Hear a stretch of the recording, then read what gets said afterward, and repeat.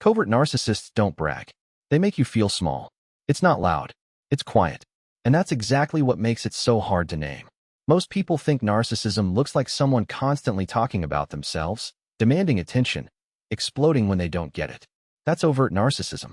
Covert narcissism is different. It's subtle, calculated, and almost impossible to identify because it hides behind softness, victimhood, and an image of humility.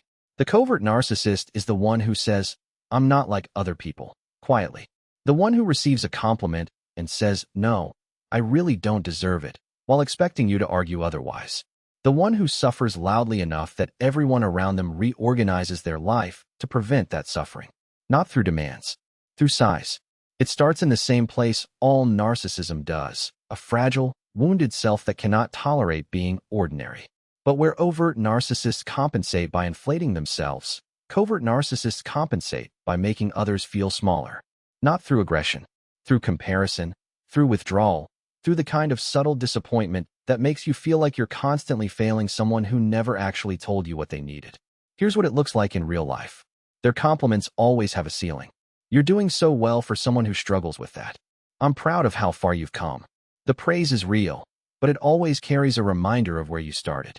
You're left feeling both appreciated and not quite enough. Simultaneously, when you try to express a need, the conversation somehow becomes about theirs. You say you're struggling, and within minutes you're the one asking if they're okay. It's not a deliberate redirection every time, but the pattern is unmistakable. Your emotional needs never fully land. There's always do. And then there's the silence. The covert narcissist doesn't yell. They go cold. A slight withdrawal. A pause that lasts just a second too long. A tone that suggests you've disappointed them without ever saying it. And because nothing was explicitly said, you can't address it directly. So you spend hours, sometimes days, trying to figure out what you did wrong. That's not a side effect of their behavior. That's the mechanism. There's also a particular dynamic that covert narcissism creates in relationships, called the empath-narcissist cycle. Highly empathetic people are naturally drawn to covert narcissists because empaths are wired to see pain and respond to it. And the covert narcissist leads with pain. It feels like depth, like vulnerability, like someone who finally needs to be truly seen. But what looks like vulnerability is actually a hook. And by the time you realize the relationship only flows in one direction, you're already in deep. The reason this pattern develops is almost always rooted in shame.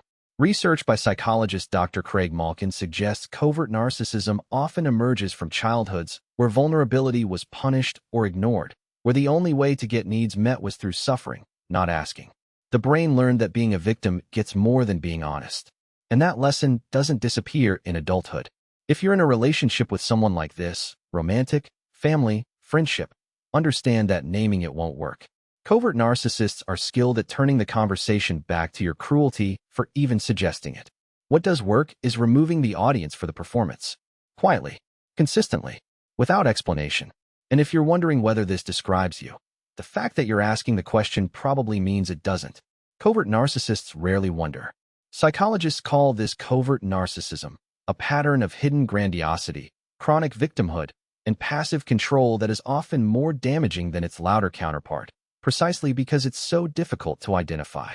If this explained a relationship in your life, subscribe. Every week I break down the psychology behind why people do what they do. Because understanding people is the most underrated skill there is.